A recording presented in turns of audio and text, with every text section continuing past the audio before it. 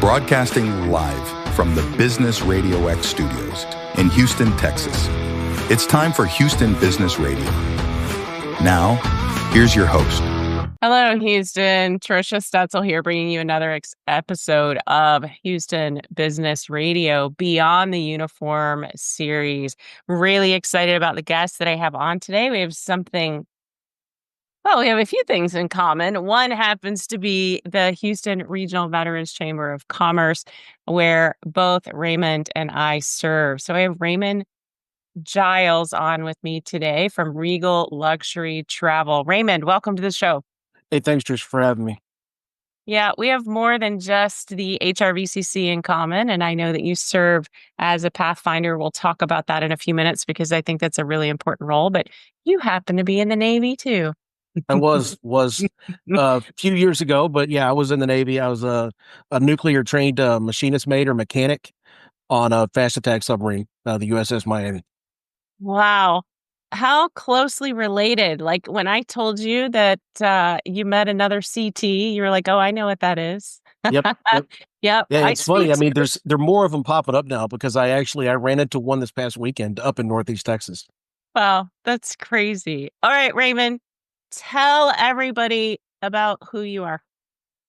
So, and as Tricia said, my name is Raymond. I am probably a fifth generation vet, all the way back to my great grandfather in World War One. I tried college, and like most newts in the Navy, I was not very successful the first couple of years. So I said, "Hey, I need a challenge, somebody that's going to make me behave and give me some discipline." So I went into the recruiter, said, "Give me the toughest thing you got." I qualified for the nuke program, and I thought I was smart. The Navy nuclear power program showed me how smart I was not. I was pretty close to the anchor. Graduated 440 out of 444, but just like the person that graduates last from med school, they still call him a doctor. I'm still a nuke. So, it really created some great memories for me. Met some great people, and it was about that time that I started to get the bug for travel. I remember our first foreign port was in Brest, France. And it was just like, oh, this is so cool because I'm in some place that's not the U.S. And just palling around with the guys through France and, a few other countries in Europe. I'm like, this is something I can kind of get used to. And about that time, Samantha Brown came out with her Passport to Europe series on the Travel Channel. And I'm like, yeah, I got to do this. And so when I got out of the Navy, I did manufacturing for a little bit. And I'm like, this isn't me. So I ended up with a very good engineering and construction company, and I've seen more of the world working for them than I did in the Navy, funny enough. And so in the course of that time, I've been to 38 countries and 56 UNESCO sites. And by seeing all this, I wanted other people to see what I've seen. I've been very lucky in being able to see as much as I have. And some of my friends and their family might only be able to see one of these places. And I wanted to give them the inspiration to find that one place they really needed to see. And then last year, I realized that a part of that was missing, and that was helping facilitate everybody being able to do the travel. We talked about my father. He had an accident at the beginning of last year. And throughout the year, I was finding myself, all right, why am I sitting at home? He's in the hospital. And it really started to wear on my mental health. I needed something to occupy my time in the afternoon and the evening. And I found a fantastic travel agency, and that's REGal Travel. So they're my host, and it really did help my mental health. And then it helped me find some purpose outside of the Navy, and that was helping people travel. And my first booking was 5 days after I completed my assessment. And it's been pretty fun since then. Wow, that is fantastic. So, Raymond, I want to dig into a little bit that the mental health statement that you made. Like you found this business to help you with that because you needed something to do. I find that many business owners don't take advantage of things like this because they feel like they have to be at work all the time. So I work with them so they can take vacations. But let's talk a little bit about the mental health factor and being able to get away from work and travel? So with regard to, to me, um, it's like a hobby. Okay. Mhm. I thought I knew travel when I started this. I thought if I stayed at a nice Hilton or, a Waldorf, I was doing pretty good. But Mhm. then when I started doing this, I realized that there was so much more to travel, especially in the luxury world. And Okay. so it was kind of like being back in school again. And going through the new program, it was stressful, but it Mhm. was the good kind of stress. Yeah. The stress that your body kind of needs and feeds on. And so, like I said, it sort of started to balance everything out. But as far as, travel and the importance for other people, we say that, you can sell a commodity that is out there and the people want it or need it, but not everybody does. Like you can sell milk and eggs, but not everybody can eat eggs and not everybody can drink milk. But you look at travel, everybody travels somewhere. It might be that you only go to Austin once a year, but you know what? You're going to Austin and you're probably going to need a place to stay. That's where I come in. If you are, I have a client, she just retired and she wanted to do 3 weeks through Europe. She had no idea where to start. I helped her plan an itinerary so that she can immediately start enjoying what she has worked so hard for, and that is reaching her retirement. Wow, And that's beautiful. and what does sad me a little bit is that some people do wait till they retire to travel. Mm. And I understand that, our culture and our mindset with a work-life balance isn't the same as everybody else. They You work hard till you can retire, but if you wait till then, you start to limit yourself on what you can do. Mm. It's much harder to get to Machu Picchu when you're at retirement age than if you had started to do travel when you were younger. Yeah, So that's absolutely. why I'm here. I want to show that it's possible, it's financially achievable, and that with me as an advisor, I don't even consider myself an agent. An agent I see as someone who just books. Yeah. I'm helping coach my clients through the process Mm. so that they go in with a better understanding. They don't have any worries and they're able to just go and enjoy their trip. Yeah, that's beautiful. So there's hope that for these business owners, number one, they can take time off. And number two, they can enjoy an amazing travel excursion Yeah, with Raymond. Raymond's going to get you there. I love that. absolutely. Yeah, that's fantastic. So, why would someone use a travel concierge in the first place? So there's a lot of things. When you look at a business owner specifically, so if I'm looking at this from a B2B model, Hmm. business owner is running their business. They don't have time to be planning their travel, doing all of the research. So what I do is I give those clients their time back because on top of doing the travel planning for you, I don't charge my clients any fees. Okay. I get paid a commission, so I don't need to double dip on my clients to make money. And in doing that, one, I'm showing that I'm not just trying to take your money, but two, I'm giving you that money back so that you can invest it in your vacation or your trip. And that's exactly what a vacation is. It's an investment. You're investing in memories. And so by doing that, say you were only able to afford a balcony on a cruise ship. By giving you that extra $1,000 or whatever another agent might charge you, you're able to elevate that to a suite. Or at a hotel, you might be able to upgrade to a room where you have a butler who will unpack and pack your bags for you. So as soon as you land, you hit the ground running and start to enjoy your vacation. Wow, that I didn't even know that was possible. I Look, didn't either. Like I said, there is so much that I have learned that I did not know. Mhm. I'm s this is so exciting. So, Raymond, what sets you apart from other, I'll just call them travel agents? I know you mentioned earlier you don't consider yourself a travel agent, but how are you different than what we've come to known as a travel agent? So I think there's a couple of things. One is that if you were to book through Expedia or something like that, you're going to get a call center. All of my clients have my personal cell phone. And so if you have a problem, you are able to get a hold of me 24 hours a day. And I have direct contacts with the name brand hotels, these other luxury hotels. I have direct contacts with those properties specifically. And so I'm able to address those issues. And not only am I saving you money by not charging you a fee, the beautiful thing about my company is that our CEO was a programmer in a previous life, and he has created a software, excuse me, that uses APIs that pulls a bunch of different rates for hotels. So I'm able to shop and I can find you hotel rates that are far cheaper than what you're going to find through Expedia or even Direct. Wow. So, Raymond, who's your, let's just call it ideal client? Who are the people you So, want? so my ideal client is going to be people that do frequent traveling, because at that point we can develop a relationship.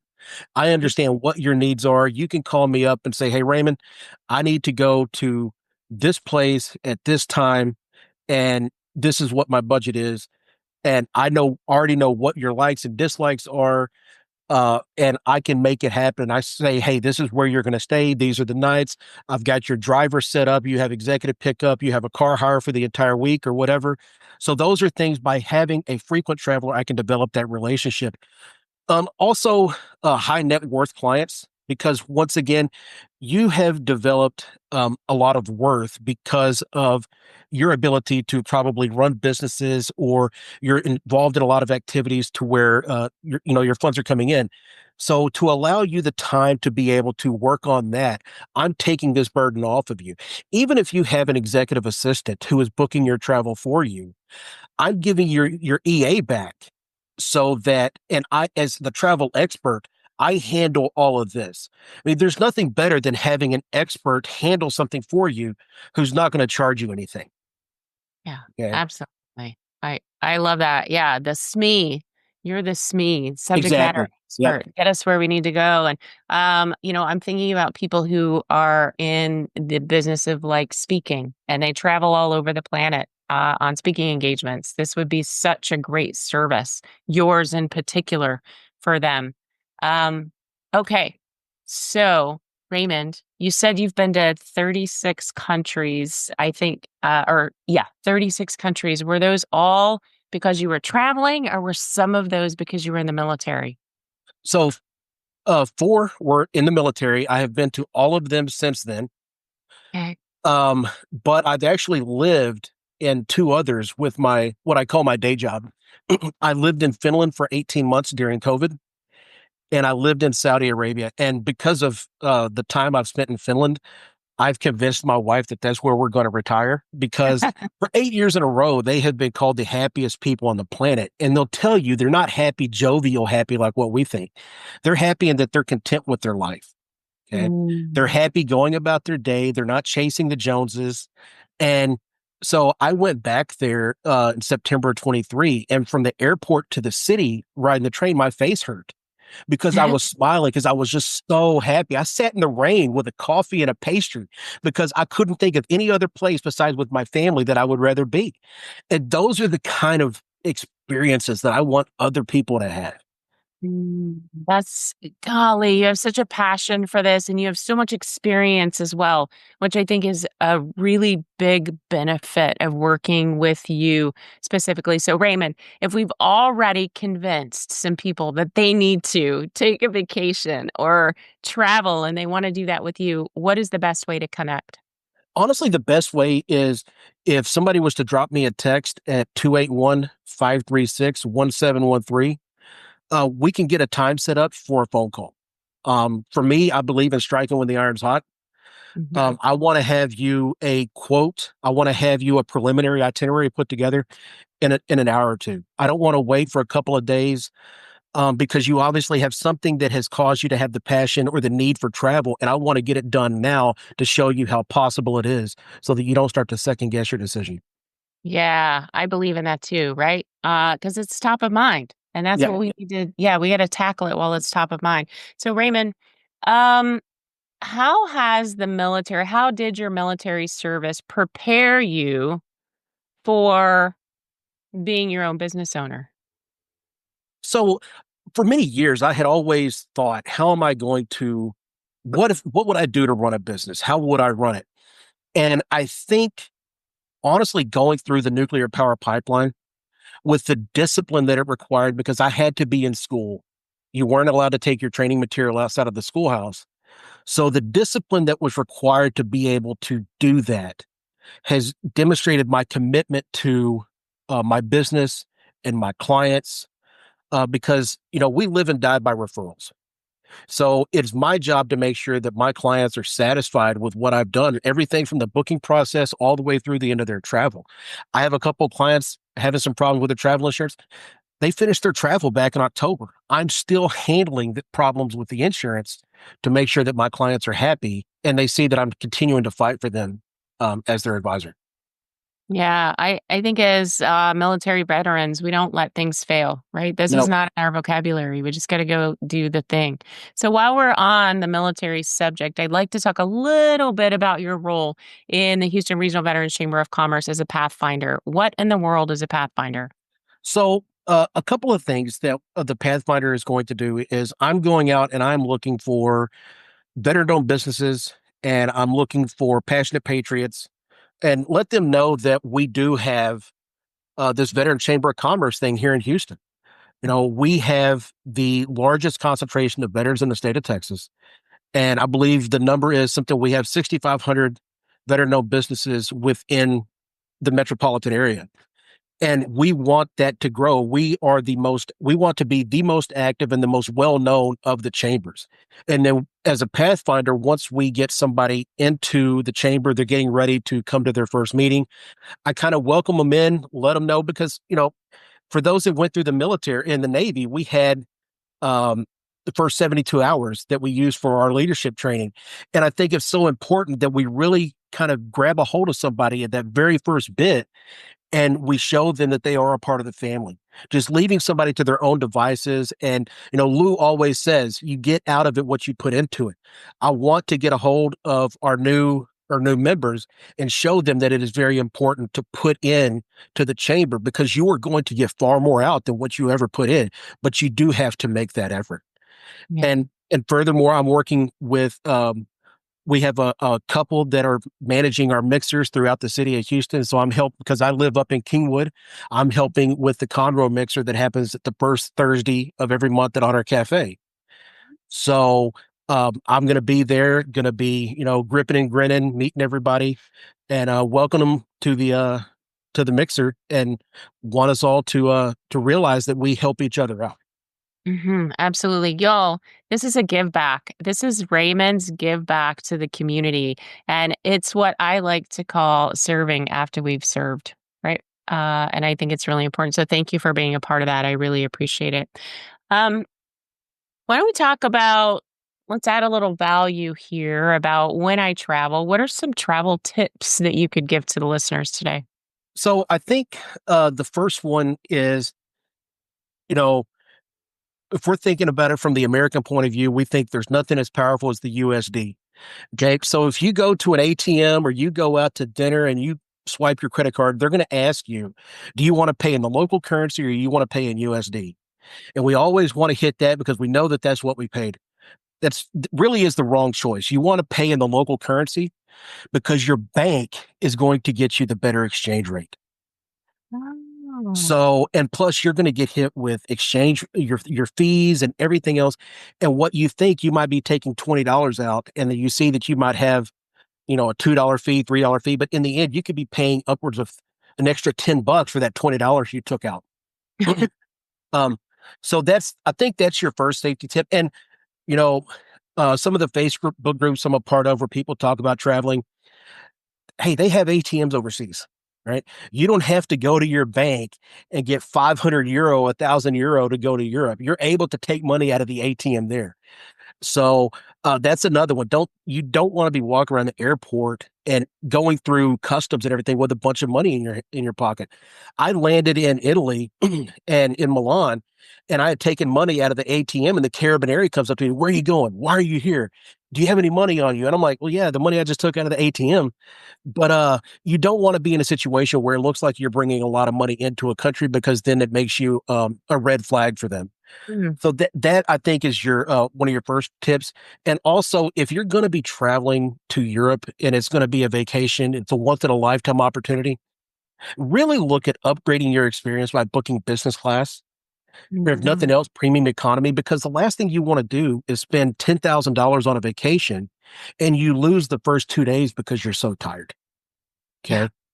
Okay. So go ahead and look at uh, booking the premium economy. It might be twice as much, but you're going to have a more comfortable seat. You're going to be able to sleep a little bit better, and you're going to have better food. So you're rested when you get there, and you can hit the ground running. And Yeah, I think, there's nothing worse than having a 9-hour flight in coach. and I think the last one is when you go to a place where there is a significant time difference from home. Your first instinct is, okay, I've got to go to the hotel, which you need to do because you want to drop your bags off. Go to your room, drop your bags off. Do not hit the bed. Leave, go back out into town and walk around. You've got to get yourself put on their clock. You might be, but once you start walking around and seeing things, you're going to be invigorated. You're going to have that energy that you need to make it through the day and then go to bed that night. So you wake up at the same time as the locals. Oh, jet lag is a thing. It It's is. hard. Even coming back, I always feel Yep. like coming back is worse. Oh my goodness. So, Raymond, you talked about Finland. So, I know that's probably one of your favorite places to live. But what's your favorite place to vacation or your most favorite vacation? So I'm a history buff. Okay. And so when I was living in Saudi Arabia, we had a 10-day vacation. So I flew to Greece and did some of the Balkan countries. And the funny thing about that is, so doing Greece, I'm not interested in the islands. I don't have an island body.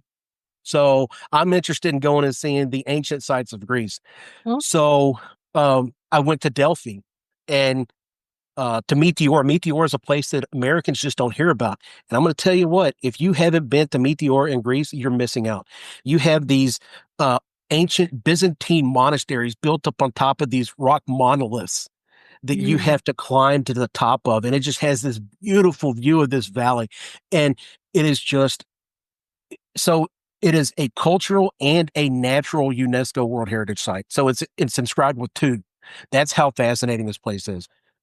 But and then I went to Croatia and Bosnia and Serbia. And looking at it, I remember the war in the 90s in the Balkans. I didn't know what it was about, but I knew that there was a war on, there was genocide.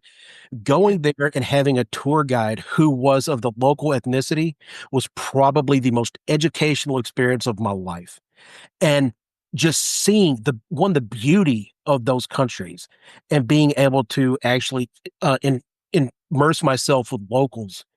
And that was probably one of the most fulfilling experiences. And then when I came back, you know, my father, unfortunately, he passed in September, but as my brother and I are going through his things, I'm looking at his photos because he had gone to Delphi in 73. And I'm like, all right, I've had to listen to him talk about Greece for 44 years. I'm going to go to the places he went. And I'm looking at photos. I'm like, I think I have that picture. And I started looking through, and like three or four of the photos that he took were the exact same spot that I took a photo 50 years later. oh, that's amazing. All right, y'all. If you're ready to travel, even if you're just going to Austin, Raymond can help you. If you want to take the trip of a lifetime, Raymond has experience and I'd love for you guys to connect. So Raymond, one more time, how can people find you? So you can text me at 281-536-1713. If you're on Facebook, you can look for REGal Luxury Travel. The REGal is capital letters. The REG is capitalized because those are my initials. So there might be another one out there, but that one is going to be mine.